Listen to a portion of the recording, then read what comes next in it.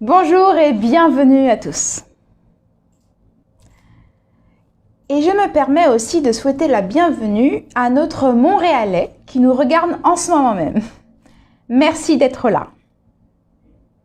Et bienvenue à tous, d'où que vous soyez. J'espère que votre semaine s'est bien passée. Et si elle s'est moyennement passée, on peut toujours mieux faire.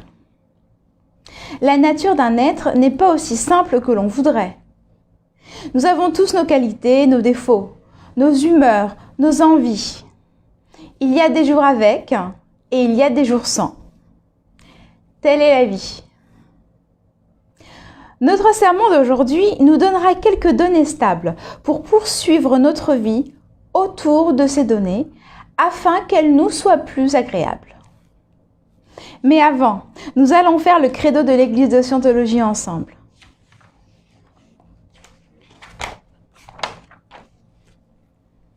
Le credo de l'Église de Scientologie. Nous, membres de l'Église, croyons que tous les hommes, quelle que soit leur race, couleur ou croyance, ont été créés avec des droits égaux. Que tous les hommes ont le droit inaliénable d'avoir leurs propres pratiques religieuses et de les exercer. Que tous les hommes ont le droit inaliénable de vivre leur propre vie. Que tous les hommes ont le droit inaliénable à leur santé mentale. Que tous les hommes ont le droit inaliénable d'avoir leur propre défense. Que tous les hommes ont le droit inaliénable de concevoir, choisir, assister ou soutenir leurs propres organisations, églises et gouvernements. Que tous les hommes ont le droit inaliénable de penser librement, de parler librement, d'écrire librement leurs propres opinions et de se prononcer, d'écrire ou de s'élever contre les opinions des autres. Que tous les hommes ont le droit inaliénable de créer leur propre espèce. Que les âmes des hommes ont les droits des hommes. Que l'étude du mental et la guérison des maladies d'origine mentale ne devraient pas être séparées de la religion, ni tolérées dans les domaines non religieux. Et qu'aucun agent autre que Dieu n'a le pouvoir de suspendre ou de négliger ses droits, de façon ouverte ou couverte. Et nous, membres de l'Église, croyons que l'homme est fondamentalement bon, qu'il cherche à survivre, que sa survie dépend de lui-même, de ses semblables et de l'accomplissement de sa fraternité avec l'univers. Et nous, membres de l'Église, croyons que les lois de Dieu interdisent à l'homme de détruire sa propre espèce, de détruire la raison des autres, de détruire ou d'asservir l'âme d'un autre, de détruire ou de réduire la survie de ses compagnons ou de son groupe. Et nous, membres de l'Église, croyons que l'esprit peut être sauvé et que seul l'esprit peut sauver ou guérir le corps.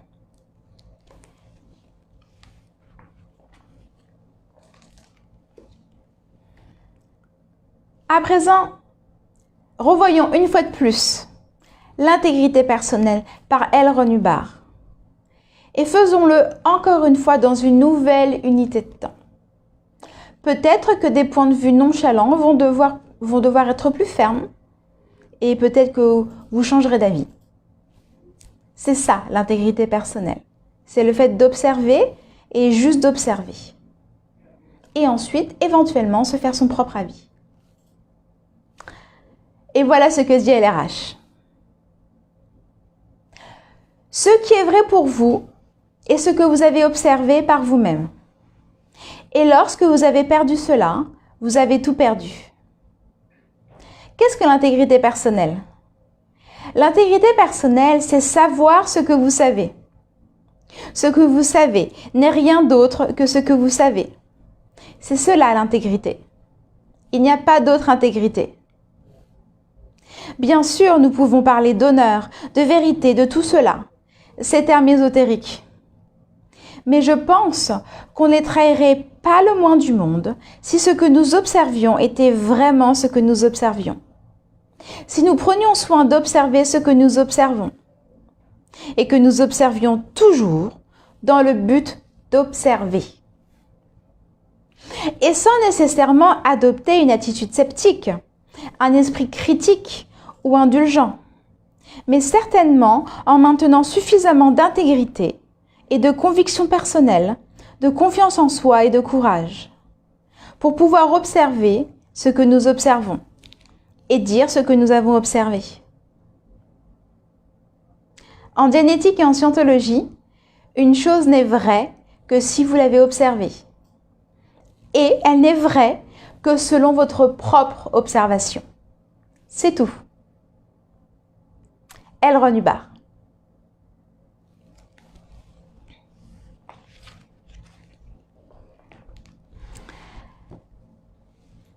À présent, le sermon d'aujourd'hui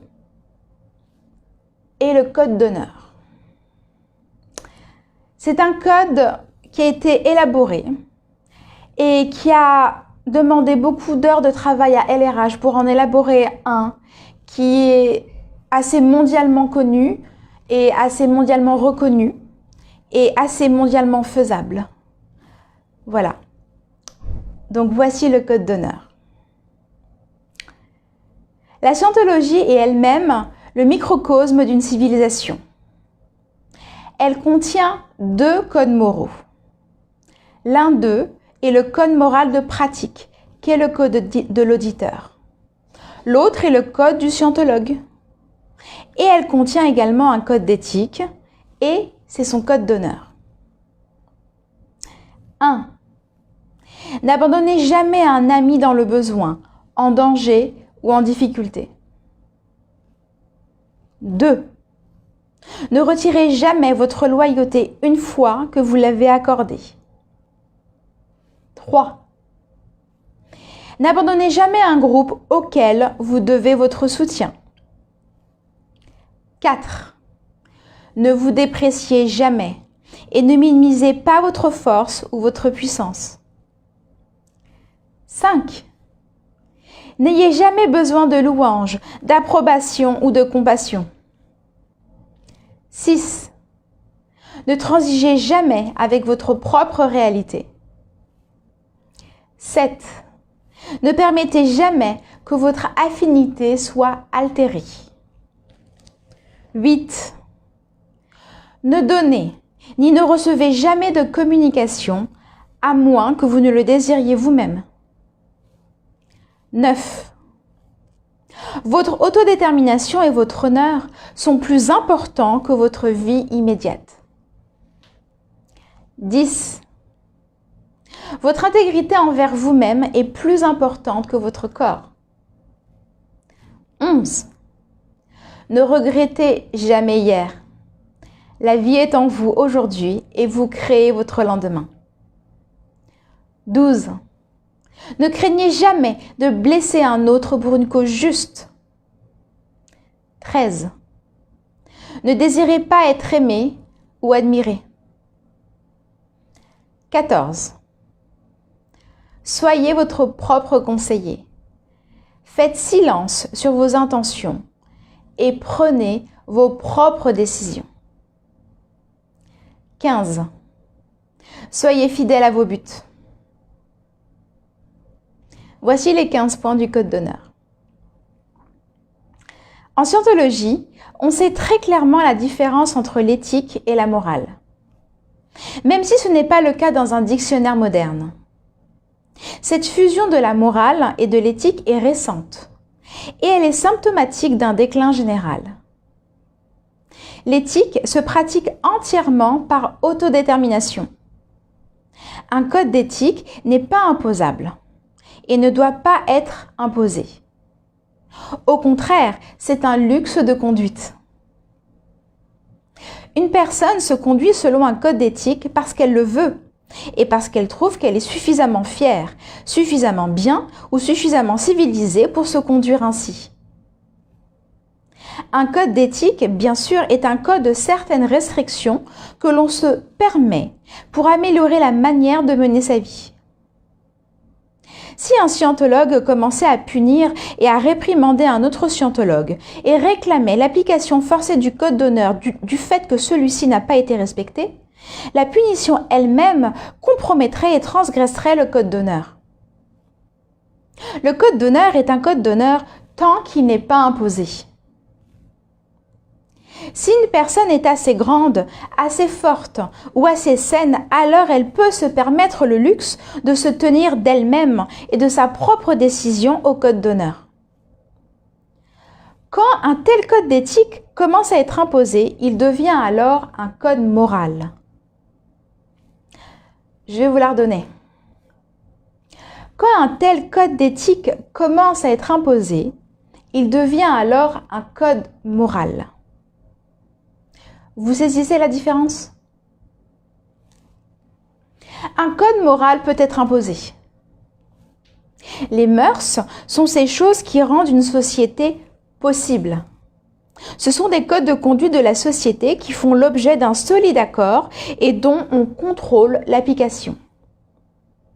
De telles actions ne sont pas possibles dans le cas du code d'honneur.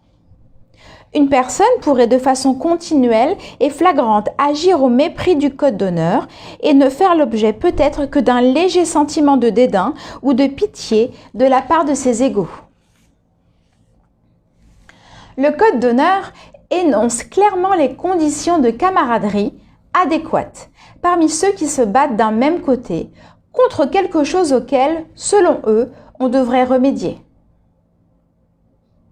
Même si tous ceux qui pratiquent le fait d'être le seul et unique et qu'ils font face dans cette seule identité à la totalité de l'existence, il n'est pas vraiment possible de vivre sans amis ni compagnons d'armes. Oui. L'adhérence à une chose telle que le code d'honneur établit assez bien l'acceptabilité et la mesure d'une personne auprès de ses amis et de ses compagnons d'armes. Toute personne pratiquant le code d'honneur conserverait une bonne opinion de ses compagnons, une chose bien plus importante que de faire en sorte que ses camarades conservent une bonne opinion de soi. Si vous pensiez que votre prochain mérite bien que vous lui accordiez une valeur suffisante pour vous permettre de pratiquer de bon gré le code d'honneur, je peux vous garantir que vous seriez un homme heureux. Et si, rencontrant de temps en temps un scélérat qui s'écarte des critères les plus élevés que vous auriez établis, vous ne vous détourniez pas du restant de l'humanité. Et si en découvrant avoir été trahi par ceux que vous efforciez de défendre, vous n'éprouviez pas un revirement complet d'opinion à l'égard de tous vos semblables. Vous ne connaîtriez pas de spirale décroissante. Il existe un procédé qui montre bien ceci. Il est plutôt facile à faire et donne quelques résultats. Asseyez-vous dans un lieu public où passe un grand nombre de personnes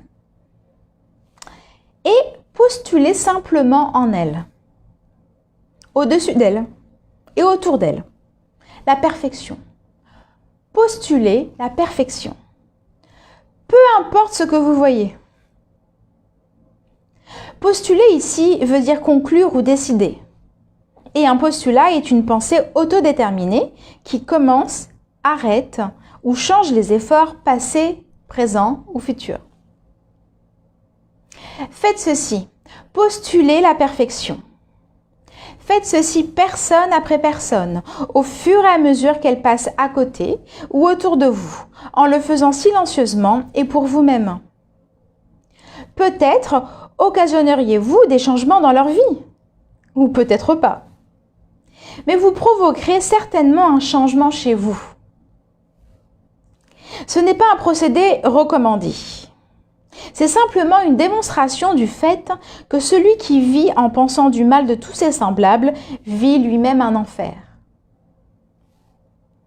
La seule différence entre le paradis sur terre et l'enfer sur terre réside dans le fait que vous croyez ou ne croyez pas votre prochain digne de recevoir de vous l'amitié et le dévouement que requiert ce code d'honneur. Apprenez à appliquer ce code dans votre vie. Le cours Valeurs et intégrité personnelle contient les techniques pratiques nécessaires pour parvenir à une harmonie personnelle et pour établir de bonnes relations avec autrui. Qu'en avez-vous pensé? Intéressant, n'est-ce pas? Donc, disons-nous que nous allons appliquer ce procédé qui est de postuler la perfection chez des personnes que l'on voit, soit des personnes que l'on connaît, soit des personnes que l'on ne connaît pas. Et voyez les changements que cela opérera en vous. Ok? Super. À présent, nous allons faire la prière de Scientologie pour la liberté totale. Si vous en avez une copie chez vous, prenez-la. Sinon, je la ferai pour vous. La prière de Scientologie pour la liberté totale. Puisse l'auteur de l'univers donner à chaque homme la possibilité de parvenir à la compréhension de sa nature spirituelle. Puisse notre conscience et notre compréhension de la vie s'agrandir, afin que tous puissions découvrir l'auteur de l'univers. Et puissent d'autres aussi atteindre cette compréhension qui mène à la liberté totale. En ce moment, nous pensons à ceux dont la liberté est menacée, à ceux qui ont souffert d'emprisonnement à cause de leurs croyances, à ceux qui ont été asservis ou martyrisés, et à tous ceux qui se font brutaliser, piéger ou attaquer. Nous prions pour que les droits de l'homme soient préservés, pour que les peuples puissent croire et pratiquer leur foi librement, afin qu'à nouveau la liberté règne dans notre pays. Libérés de la guerre et de la pauvreté et du besoin, libres d'être, libres de faire et libres d'avoir. Libres d'utiliser et de comprendre le potentiel de l'homme, un potentiel d'origine et de nature divine. Et libres de parvenir à cette compréhension et cette conscience qu'est la liberté totale. Dieu fasse qu'il en soit ainsi. Merci à vous d'être là. Merci à vous d'avoir été là. Et j'espère vous revoir la semaine prochaine. En attendant, je vous souhaite un très bon dimanche et une excellente semaine. À bientôt.